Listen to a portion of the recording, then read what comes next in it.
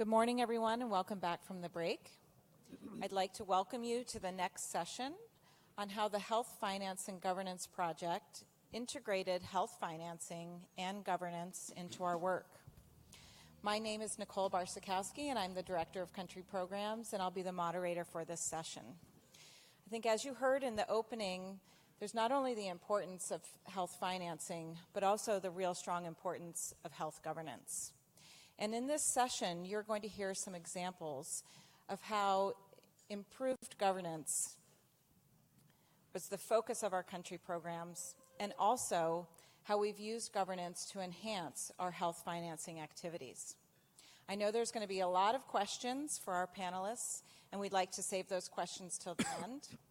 But first, I'd like to introduce our all-star panel of Chiefs of Party, starting with Mursalina Islam from Bangladesh, Damas Butera from Guinea, Ghaffar Alouadeh from Nigeria, and Ted Hammett from Vietnam.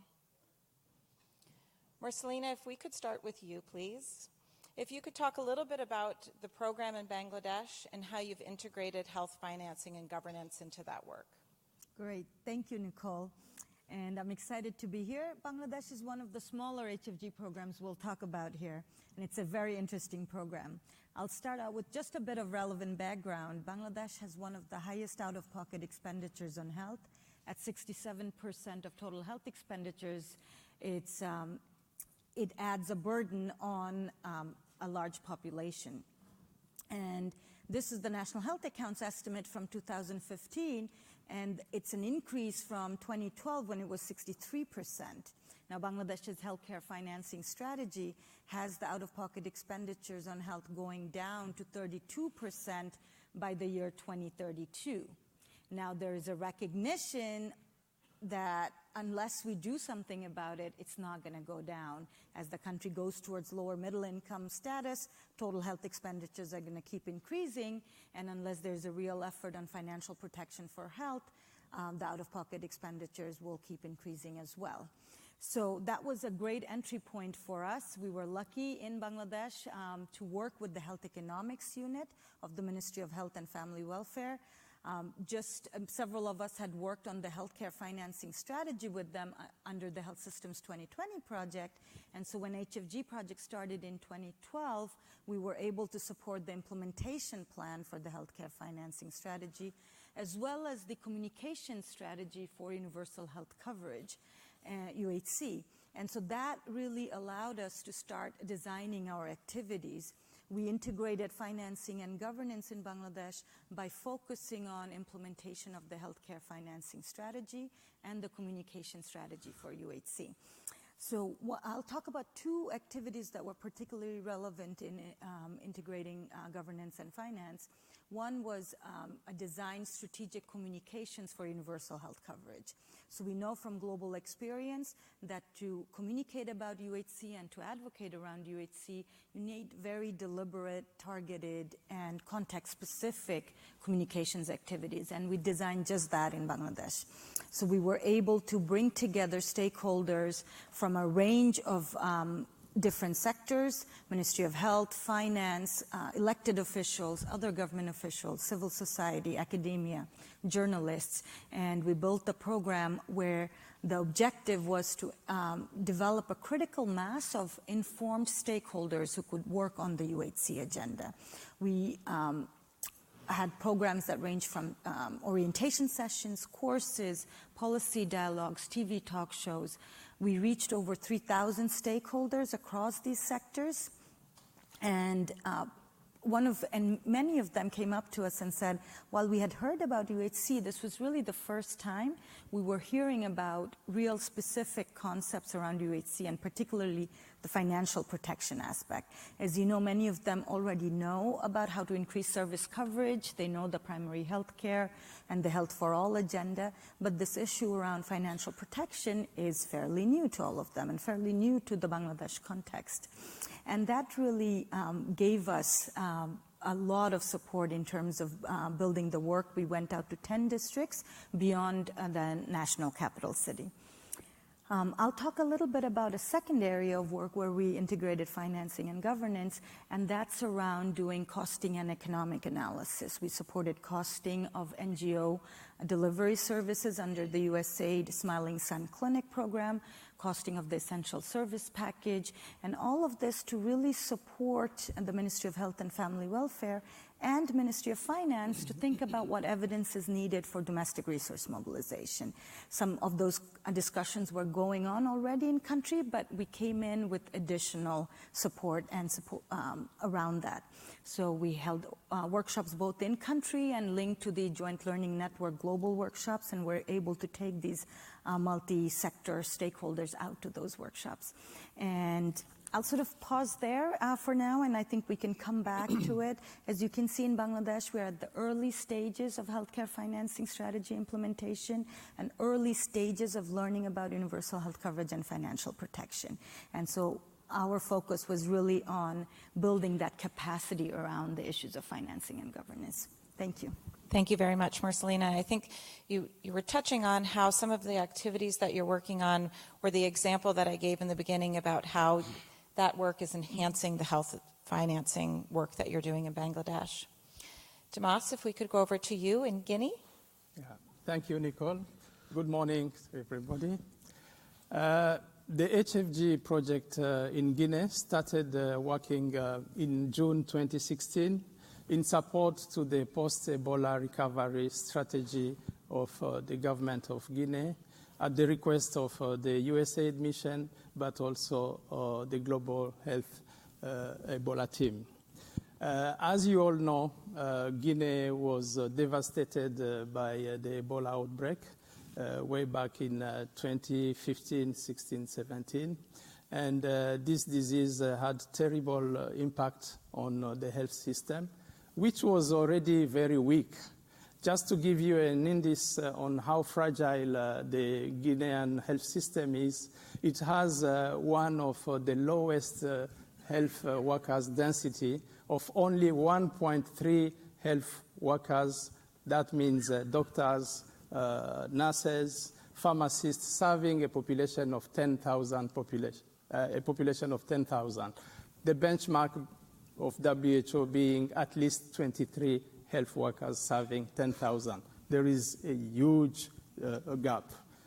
It's not only that problem of health workers shortage, but the issue of drugs availability, logistics, but also other dimensions that made the Ebola to persist so long. It took 2 years really to overcome the disease. So, but with the help of development partners, the Ebola was won, and the government came up with a recovery strategy with 3 objectives: to eliminate the Ebola outbreak, to improve the performance of the health system through improving service delivery, and the third objective, to improve the overall governance of the health sector. While the 2 first objectives really did receive massive support from the international community in order really to win that global threat, the third objective of improving the governance did receive little support. And yet we all know that in order to improve the performance of a weak system, you need to address the root problem of poor governance at all levels. The USAID, realizing that, called upon HFG to provide technical support and financial support to the Ministry of Health to streamline its governance and institutional capacity. So based on that, I can say that HFG is a 2-year project. We started in 2016 with 6 million funding, and together with stakeholders, we selected priority governance activities that we could implement in those 2 years and have a meaningful impact. Among those were to support the Health Committee of the National Assembly to have the oversight role of the health sector, The other activity was to support to revive the Inspector General office within the Ministry of Health. And as Musalena has just said, during the crisis, the Ebola crisis, there was really a mistrust between the population and the ministry officials. So we had to support the government to improve the internal and external communication strategy of the ministry. Based on improving the oversight of the health sector, coming back to your question on how we integrated the health finance and governance, the support we provided to the Health Committee of the National Assembly, apart from improving the relation between the ministry and the Health Committee, yielded tangible results in terms of advocacy for the benefit of the health sector. Really, the Health Committee members took upon themselves the responsibility to be the advocate for the health sector, and as a result of that, there was a dramatic increase. Based on their advocacy, they did a dramatic increase in the health allocated to the Ministry of Health, to the health sector.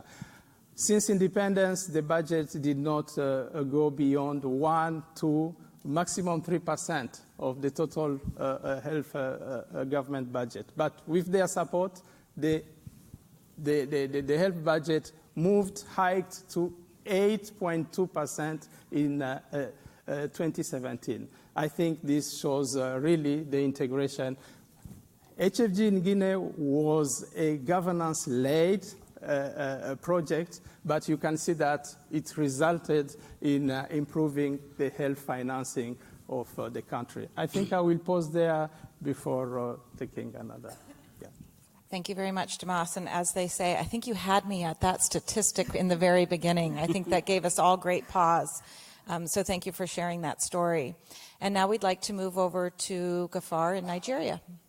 Thank you very much, Nicole, and good morning, everyone. I would like to start with the context of Nigeria. Nigeria is the largest economy in Africa.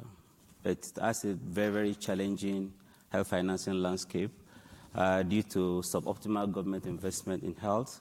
There is out-of-pocket expenditure, just like what we just saw from Bangladesh. More than 70% of the total expenditure is coming from out of our pocket. There's low coverage of a key health financing protection mechanism like health insurance. Less than 5% of the population is covered. And as expected, there's low coverage of services. Less than half of the delivery take place in health facility, for instance. But is the government doing anything about it? The answer is yes. Does the government need help? Yes, the answer is yes.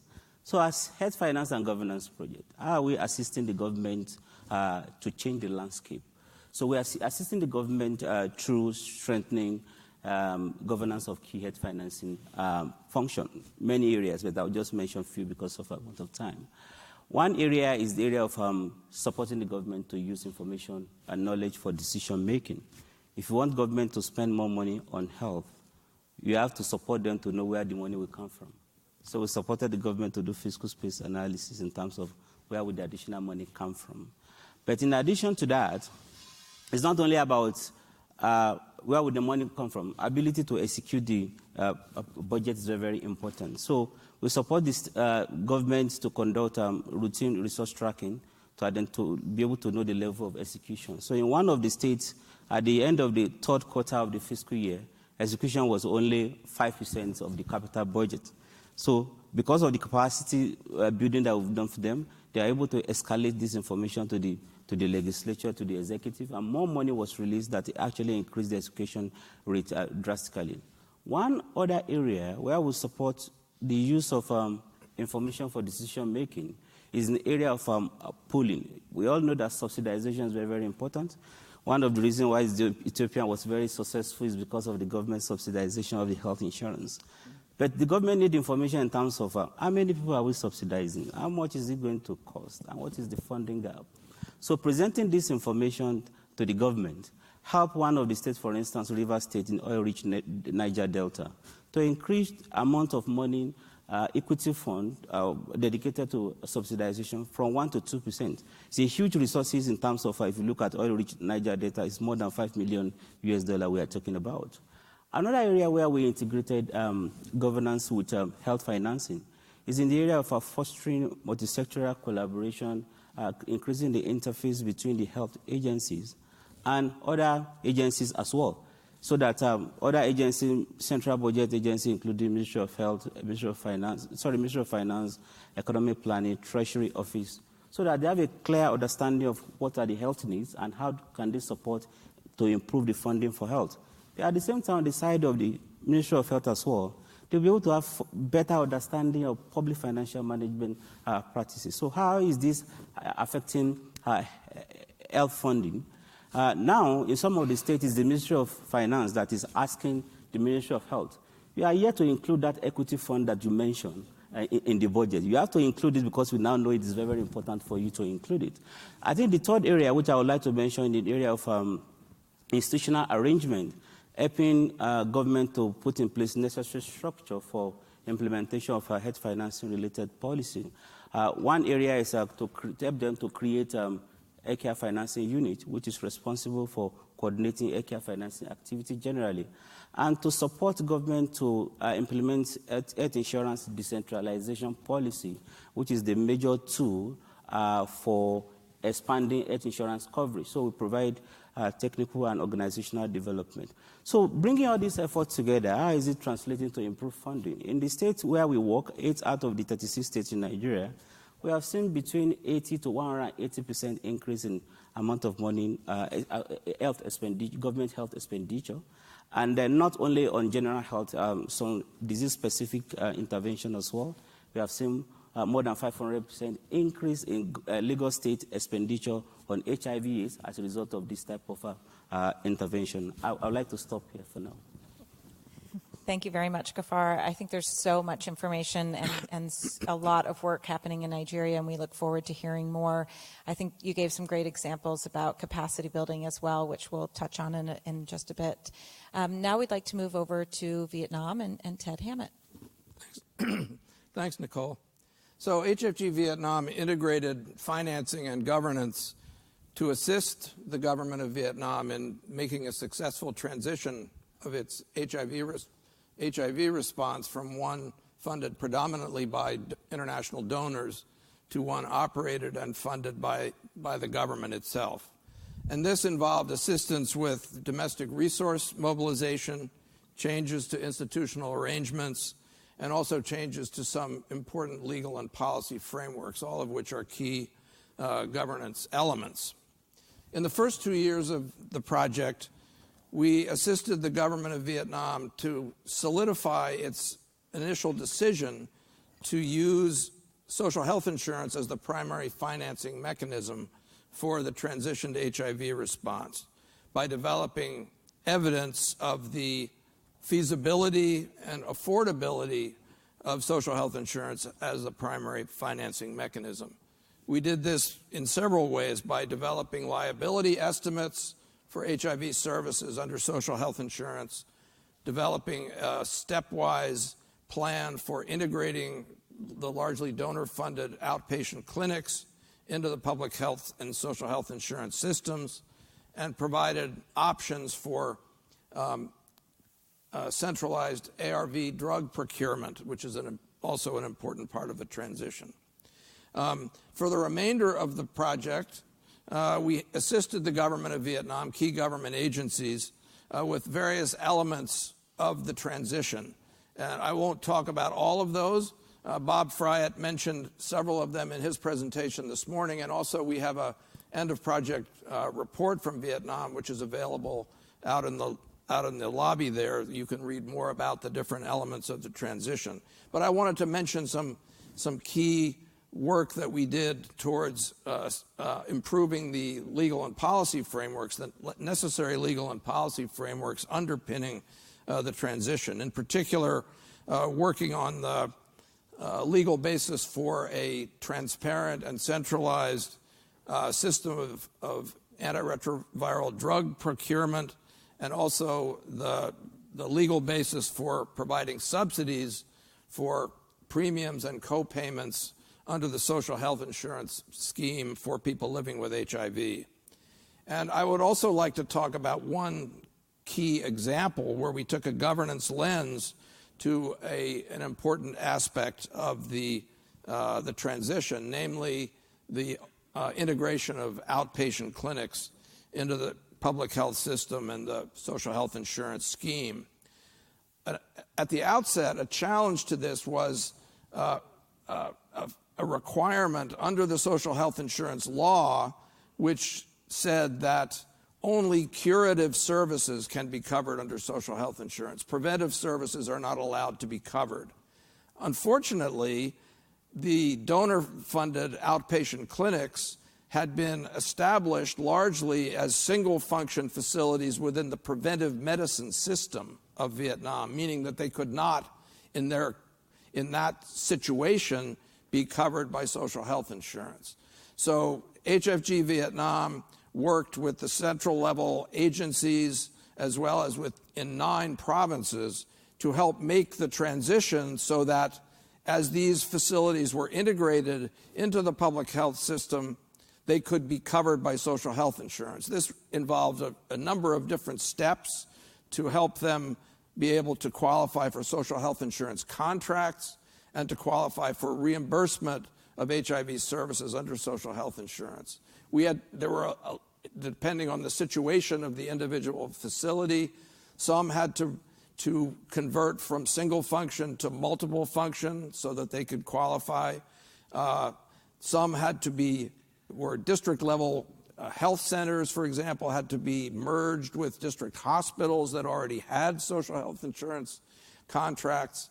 And in a minority of cases where it was not possible for various reasons for this facility to qualify for social health insurance contracts, we worked with facilities to assess their patient load and to help them figure out the best ways to transfer those patients, the best places to transfer those patients so that they could be covered. So we've helped the government make great progress, I think, with the integration of the OPCs. And by February of 2018, more than 70% of the almost 120 facilities in our 9 provinces had been fully integrated into the social health insurance system. And we expect that by the end of September, when HFG ends, we will have helped the provinces to achieve 100% integration of all of their facilities. So I'll stop there. Thanks.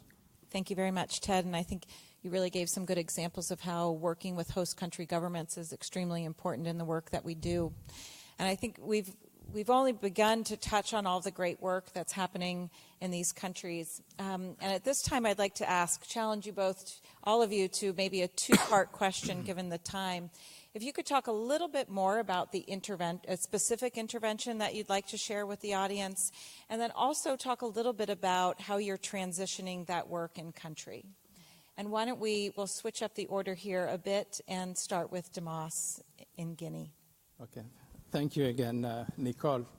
I mentioned already, I would like to share with you the work we did with the Inspector General Office, which was considered as, they call it in French, a garage. It was a place, it was not functional, but the support we provided to them turned out to be very effective. And in 2017, they were able to do a report that shows what they were able to do. And they were able to conduct audits and supervision.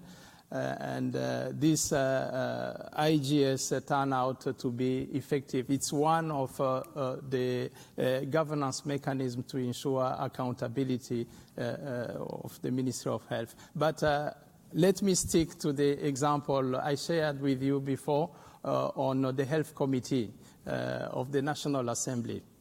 In order to facilitate that working relationship between the Ministry of Health and the legislative arm of the government, which has the role to control the government actions in the health sector. We really improved their capacity, and we promoted a regular contact meetings between before they used to meet only during the budget defense, only once a year, and it was a routine. But with the capacity building, even the Ministry of Health realizes that they need to be in touch with the Health Committee so that they can leverage their support to address some of the issues the ministry was facing and they were not able to conduct. So they are running quarterly meetings. Every quarter they meet, not only to discuss the progress status on the issues they debated on the previous meeting, to track the implementation of the budget that the Commission helped them to mobilize. I remember during the first sitting, they realized that the government, on the second, I think, quarter of the year, they had only spent 12%. It became an issue. What are the issues you are facing? We helped you to mobilize the resources, but you are not able to spend the resources. So it's that kind of working relationship that is ongoing. I remember not long ago, 2 weeks again, they met for this quarter event.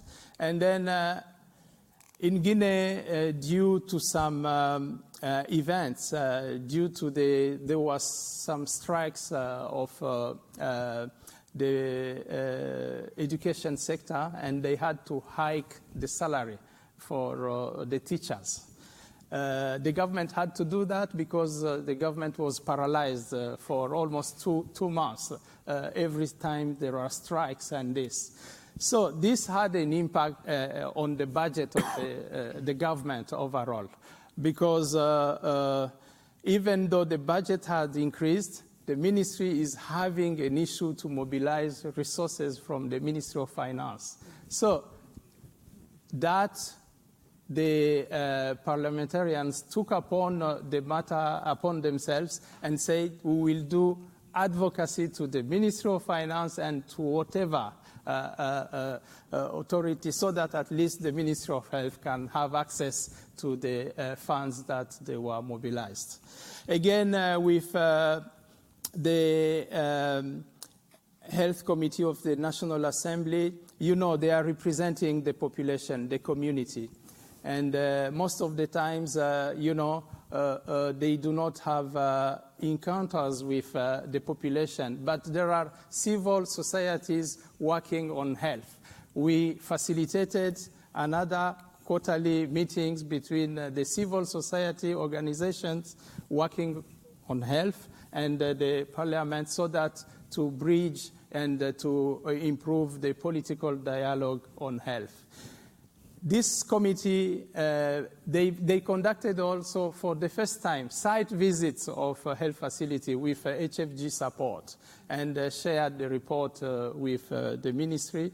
And as a result of that, the leadership of the National Assembly recognized that this committee was very functional and was declared in 2017 the best health commission within the National Assembly, to the point that other commissions now in various other sectors, they came to request for the support of HFG to build their capacity so they can have a better oversight of their respective domains. I think I will stop there because of the time.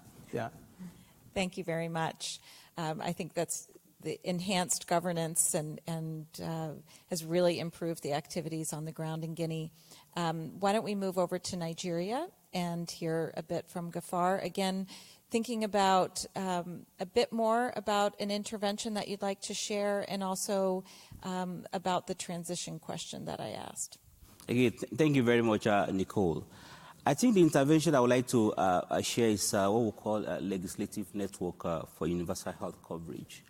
Across the democratic world, including U.S., the lawmakers play a very, very important statutory role of accountability, oversight, appropriation, and representation, which have huge implications for health financing. But there's a problem. We don't engage the lawmaker effectively to harness these opportunities. So what we do differently in Nigeria is to work with the lawmakers, working with other partners, but led by HFG, to introduce what we call Legislative Network for Universal Health Coverage, which is a platform to harness and align the statutory role of the lawmakers to the need of the health financing as it relates to allocating money and effective utilization of the resources. So we support these lawmakers by giving them basic training on health financing, basic training of what is universal health coverage, and what are the existing policy, legal, and institutional framework that are very, very important for reforming the health financing landscape. Then the lawmakers on their own, they develop what they call legislative health agenda. This is the first time I'm hearing about that kind of a thing. They come up with it that they are going to develop legislative health agenda, which is how they are going to articulate their statutory function and align it with the specific policy thrust in the health sector, and looking at what are the needs, and how do they use appropriation, how do they put more money, how do they hold the system accountable, and they have started implementing this legislative health agenda. So what is the result so far? The lawmakers now, they are the forefronts of improving the funding for health. And I'll give you a specific example. There is a basic healthcare provision fund in Nigeria, which is an earmarked funding for basic health services that has been there for the past 4 years. Nobody has implemented it. This year, the lawmakers told us that it is in the budget. And we are talking about additional $150 million coming to health as a result of that initiative. You can see that HFG is value for money in terms of the return on investment. So what are the other ways as well? In the past, health legislation used to take it could take up to years in the parliament before it is passed. Recently in Sokoto State, a couple of months back, passing the legislation around health insurance took only 3 weeks. And the lawmakers told us that the improvement in turnaround is a result of effective engagement, because they now have a better understanding. What used to delay in the past, the bottleneck has been removed because of the engagement, and the oversight has improved, just like my colleague Dama says. In terms of transitioning, I think there are 4 important areas. One area is that the institutional home that we started working with from the beginning, the like of the healthcare financing unit, the technical working group, and the legislative, and there's National Institute of Legislative Study in Nigeria, where we are working with, where we are transitioning all our work around legislative LNU, legislative work too. Then another area of our transitioning is an area of capacity transfer that I've said earlier on, the various type of training that we have done. Third area of transitioning is making necessary tools available for the local stakeholders in terms of domestic resource mobilization strategy, the legislative agenda we're talking about, health financing policy, and other areas. The last aspect is area of our funding.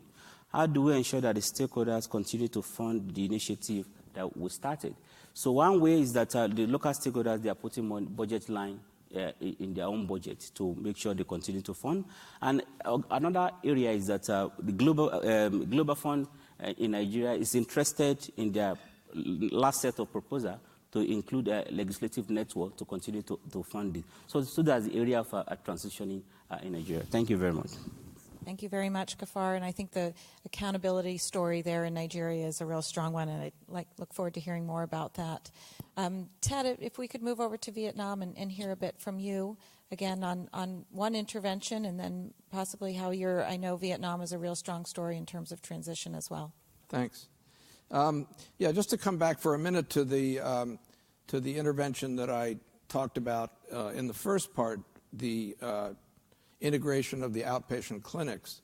That really represented a significant transformation in the institutional arrangements for the delivery and financing of HIV services in the country. So I wanted to clarify that point and make it clear. But an important aspect of our work with that intervention, as well as with the other aspects of the transition in the HIV response, was HFG's relationships with various government agencies at different levels, both at the central level and at the provincial level.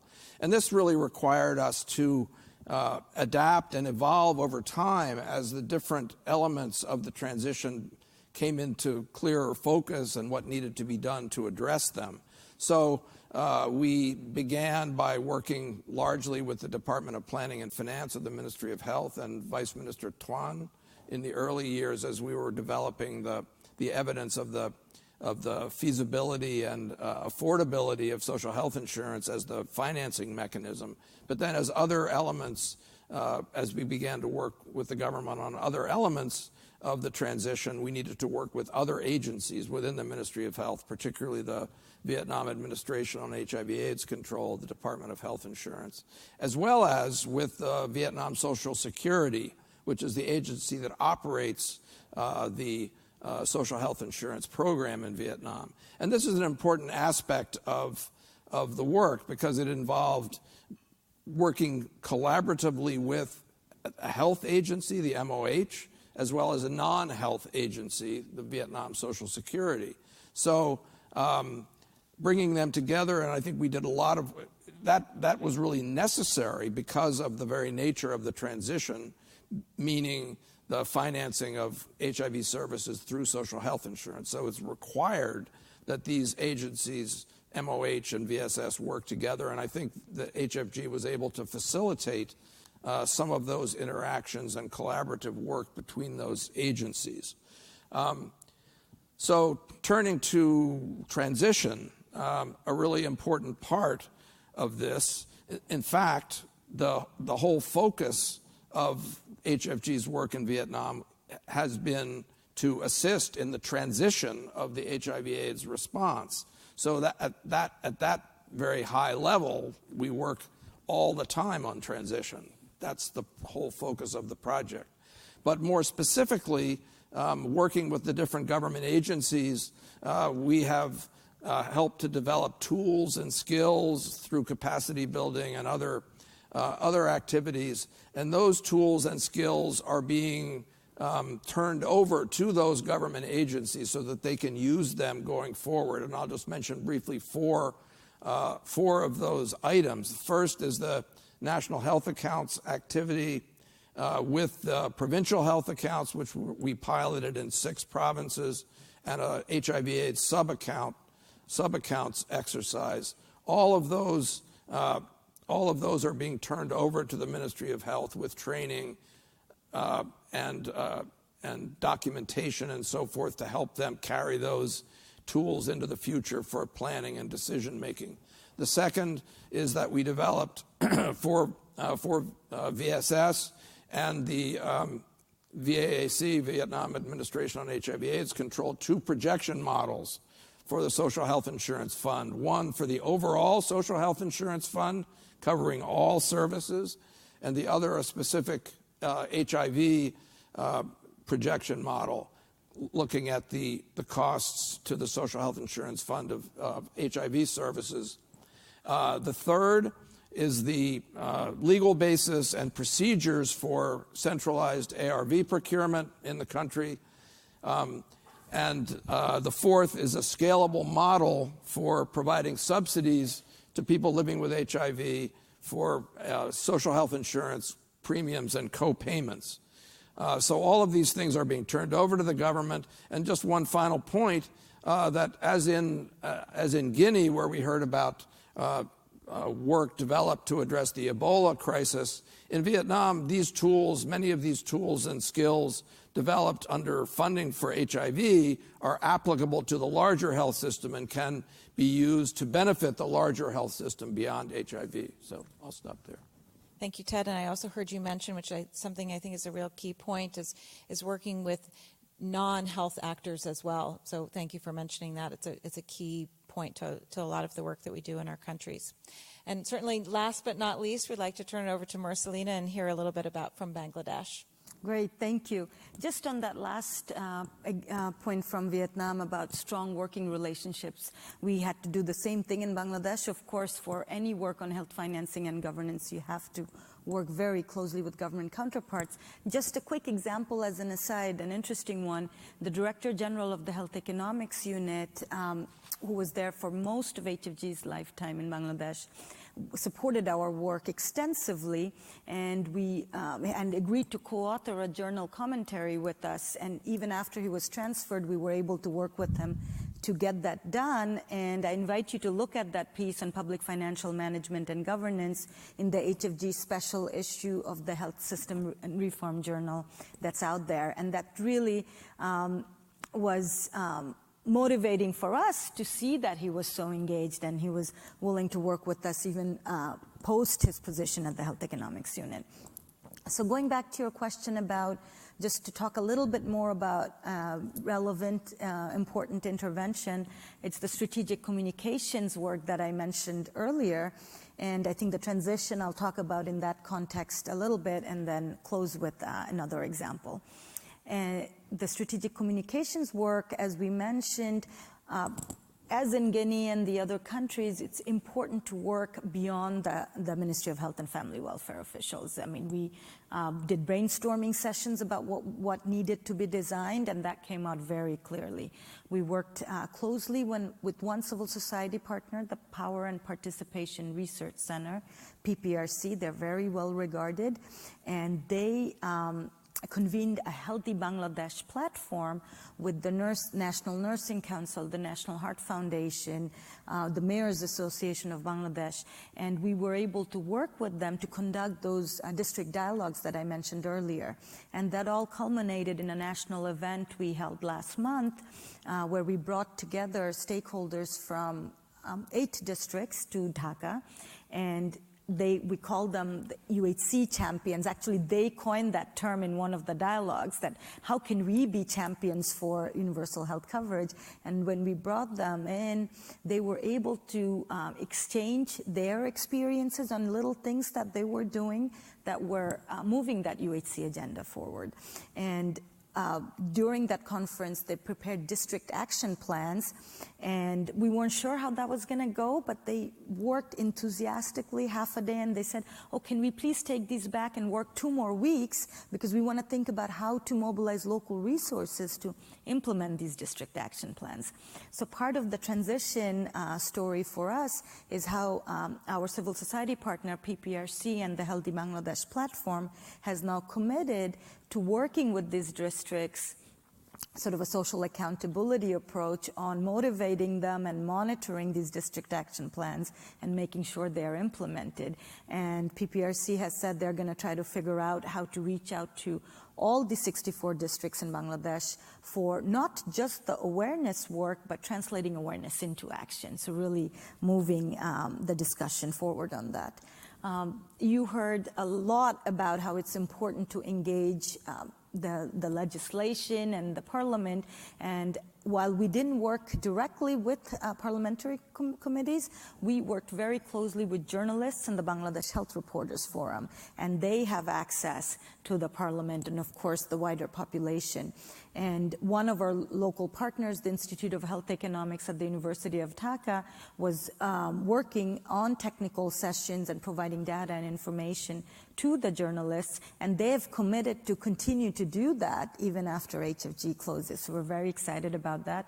The Bangladesh Health Reporters Forum has committed to working with our members, with their members, to keep writing about UHC and particularly the financial protection aspect and highlighting this issue of high out-of-pocket spending on health and what to do about it. Just completely shifting gears, just in closing, I'll just mention one last example, and that speaks to the transition and the way forward for UHC in Bangladesh, is the work USAID Bangladesh, the mission had requested us to support the health economics unit to do an organizational assessment, and we led that and conducted that jointly with another USAID project in Bangladesh. And that led to, we prepared a proposal for a repositioning plan, updated mandate for the health economics unit, new name, new organizational structure, recruitment rules, staffing, so the technical staff could have career paths.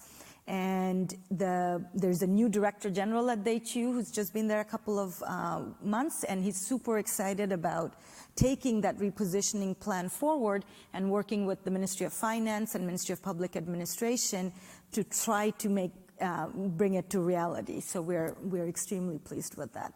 I'll close with that. Thank you. Thank you very much, Marcelina. I think these were some great examples of how we've used governance to improve the work that we've done in countries, and also how we've used governance to enhance our health financing activities. I'm sure you all have questions, and I know that we are nearing the lunch hour, so I want to make sure that we get to those questions. So why don't we go ahead and take questions from the audience? Who would like to go first? Sorry? Jody. So thank you very much. This was an excellent panel, and it really is a group of all-stars up here. You've all done an amazing body of work. I have a specific question on the work in Guinea, Damas, although I think all of you probably have some commentary on this. The work that you did in Guinea with Ebola was, you had 2 years. It's an accelerated timeline, high expectations for what you could do. And a lot of the work that was done that you spoke to really went beyond, the Ministry of Health, working with the IG and working with Parliament. And they're quite dramatic results. So I'm wondering if you can elaborate a little bit on how you were able to work with the government to identify the right opportunities and the right priorities that you felt could have the maximum impact. And what kind of strategies or lessons can you give us about how we can make sure, when we're sort of stepping beyond the traditional health sector, we can make sure that we're driving towards results for health? Thanks. Shall I? Yeah. Okay. Thank you, Jody, for the question. How did we set up these priorities? I think it goes back to the event that Guinea went through, the Ebola crisis. In order to win the Ebola outbreak, it required a multi-sectoral approach. And this really was the cornerstone of the response that we advocated for in order to ensure a multi-sectoral approach, collaboration. So many of our activities was to promote partnership, collaboration, and whatever we initiated from the beginning, we made sure to have a large consultation and to ensure what has been on the ground first, what can be now been undertaken in order to improve the status. So we did during the scoping mission. Of course, the mission had already made some priority, but we ensured to validate the streams of work with the Ministry of Health, but with development partners. I remember that we attended the coordination meeting and shared the priorities we would like to work on. And some of them, they were validated. Others, they said, I think we should orientate them or direct them in this direction. So it was that large consultation that really came up to define the 13 interventions that we undertook in 2 years period. 10 institutional capacity building activities, and 3 governance activities. So that I could say as the best approach. Again, is to build from the beginning. I think we met the leadership of the ministry to ensure the political will and political buy-in, the leadership of the ministry buy-in. And one of our priority activity was really to gather that momentum of buy-in from the leadership of the ministry. We conducted a leadership and management training for all senior cadres of the ministry, including the Minister of Health, who attended a 3-day orientation session on leadership and management to ensure alignment of vision of all cadres. He was a new minister. He was enthusiastic to undertake reforms in order to change the status quo of health status in Guinea. And really, I think that that workshop itself, where the minister sat with his senior cadres during 3 days, he left all business and sat with his cadres in order to discuss how are we going to work together in order to make a change in the way things were doing. So that's how we did it. And as I said before, collaboration, partnership is the key, really. We conducted many of our activities in joint technical and financial collaboration. I can cite just the functional audit was done together with the European Union. They wanted to do it before, but up to that moment we came, they were not able to do. We came, we partnered the effort, and this exercise was able to be done. Again, on financial management, I think we partnered with other development partners. Thank you. Thank you, Damas. And I think at lunchtime, these folks will be sought out so that you can get more in-depth information from them. But do we have time for a few more questions? Catherine?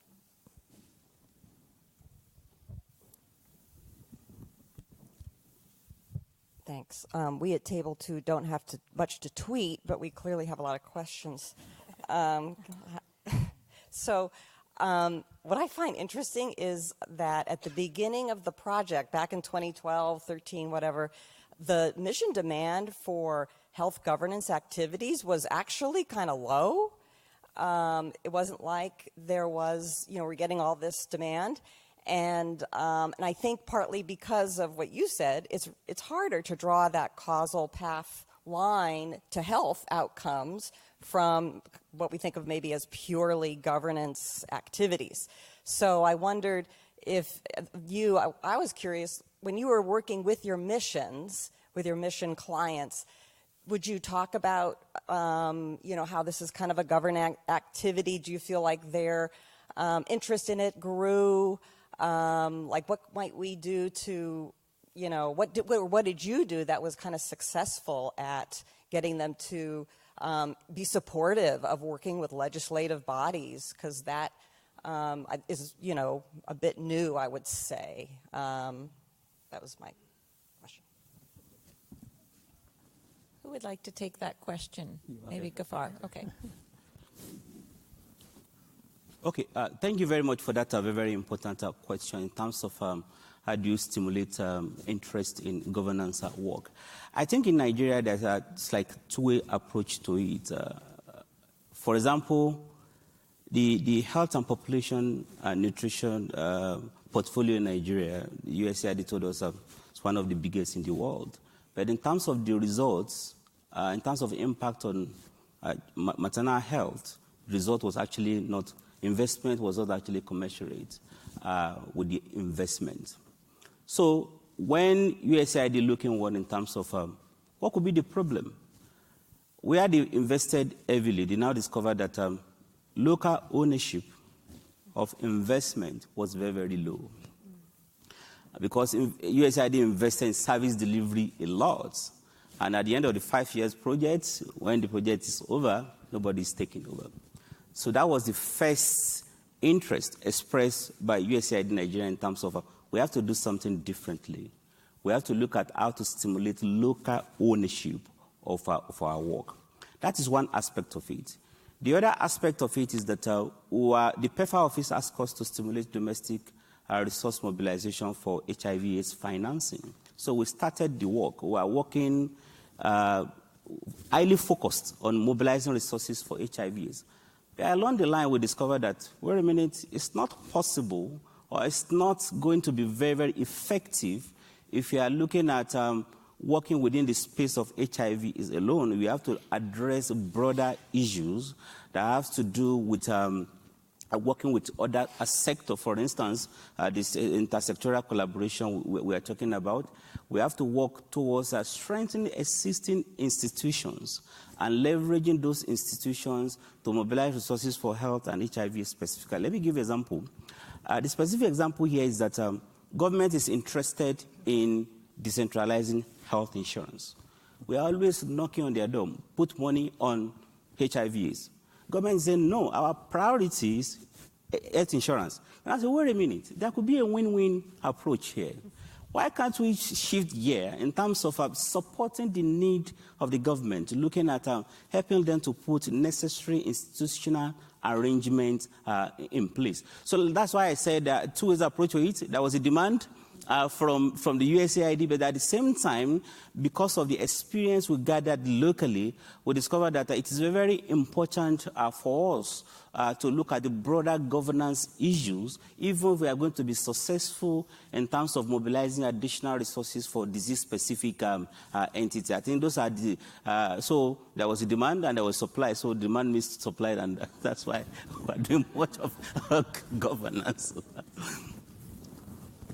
Ted, would you also like to comment? Yeah, just briefly. I mean, I've only actually been in this position for less than a year, so maybe Naz Tadini, my predecessor, did have explicit conversations with the mission about governance and how to bring to bear governance on our work. But from my experience, it was always implicit in these concepts, have been entirely implicit in the work we have to do by the very nature of the work we have to do. It requires that we do institutional capacity building. It requires that we make changes to institutional arrangements for HIV services. It requires that we make changes to the legal and policy framework, all of which are key governance elements. And so it was really required without necessarily having that explicit discussion about. Thank you, Ted. I think that's an important comment. I think we have time for one more question before we break for lunch, if someone's stomachs aren't growling too much. Jeremy.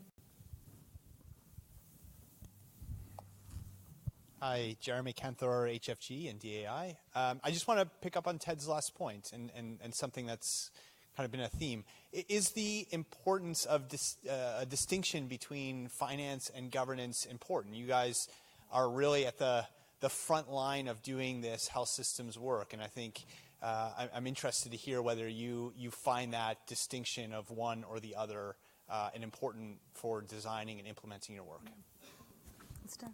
I can start with that. I'll say no, in the sense that when we were designing interventions and working with local partners, we didn't say, oh, we were integrating financing and governance in the activity that we're doing with you. It was, again, I think some of it was implicit and some of it was explicit, given that we were talking about health financing, financial protection for health, and we were talking about strategic communications, institutional capacity. We were doing analysis as we were talking about costing analysis and economic analysis, yes, and our project title was finance, so they knew it had to do with financing, and the governance aspects came in. But I think part of it and part of these in-country discussions, we don't use these technical terms all the time, and we really have to talk about what the relevant language is with the groups that we are working with.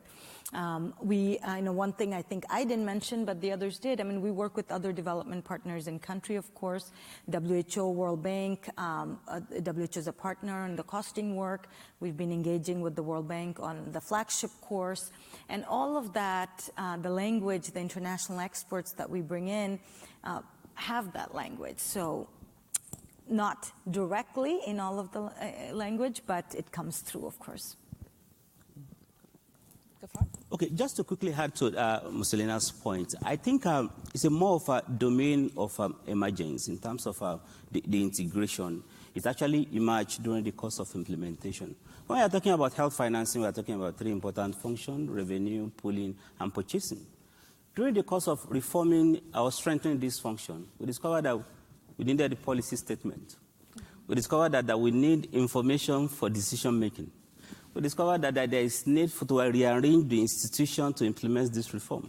We discovered that it is necessary to work with other sectors as well. And we discovered that it was necessary to strengthen the accountability to make sure all these functions work very well. So to answer your point, it's not that at the beginning we said, okay, we want to integrate these things. But we discovered that it's now emerged during the course of implementation that was extremely necessary to look at those actions which are, at the end of the day, turn out to be governance action. Thank you very much. And I would like to end the session now and just saying it's been my privilege to work with these four chiefs of party as well as the others that are in our audience today. And thank you so much for participating in this panel. Okay. Don't forget your... All right, I know you're hungry, but you're going to have to bear with me for just a couple of moments because there's a few things we want to do to preview the afternoon for you. We are delighted that this afternoon, our closing session will be on the future trends in HSS. And we are very honored to have some wonderful colleagues here from the Bill and Melinda Gates Foundation, from Johns Hopkins School of Public Health, and again, Kelly Saldana from USAID's Office of Health Systems, who actually opened up our event today. Now, Shushna, Kelly, and Sarah, our three panelists for this session, while they're happy to answer our questions, they were far more curious to know what your questions might be. So you'll find on your tables we have index cards, and what we would like to encourage you to do, if you have a question you would like our three panelists to consider answering during that session, can we invite you to write your question down, then hold your index card aloft, and one of my good event colleagues will swoop by and pick it up. During the lunch hour, our three panelists will review those questions, and we'll pick some that are kind of illustrative of themes we're seeing so they can respond to as many questions as possible. All right? So that's number one. Write down your questions on index cards for our future trends in HSS session. Next, when lunch is finished, at 1:30, we are going to begin our concurrent sessions. And I know you were all asked when you checked in at registration which of these sessions you intended to actually attend. So I want to make sure you know where you're going when at 1:30 we begin these. Those of you who said you're interested in the Preparing Countries for Transition, you will come back in here at 1:30. For those of you interested in using data to achieve efficiency in HIV, TB, and malaria, you will be taking the elevators down to the Hemisphere A room. And don't worry, we're going to have colleagues there to help kind of guide you and make sure you get sorted to the proper room. And finally, for those of you who are really interested in attending the institutional capacity building session for resilient health systems, you too will be going down one level to the Hemisphere B room. What I do need to ask is that you all are in your proper room at 1:30, because we want to make sure you have a full hour in these sessions to benefit from the wisdom of the panel experts and to get some good conversation and dialogue in. All right? And then last but not least, I'm going to keep talking about the Learning Lab because it's so great. If you have not visited it yet, please do over our lunchtime. We are going to have some colleagues manning, womaning some of the stations. You can engage with them and hear more about the really innovative and unique tools HFG has crafted over the life of the project. All right, I promise I'm going to stop now. You have from now until 1:30, I believe lunch is set out there. So please enjoy, and we will see you in the concurrent sessions straight up at 1:30. And one more round of applause for our Chief of Party panel. Thank you so much.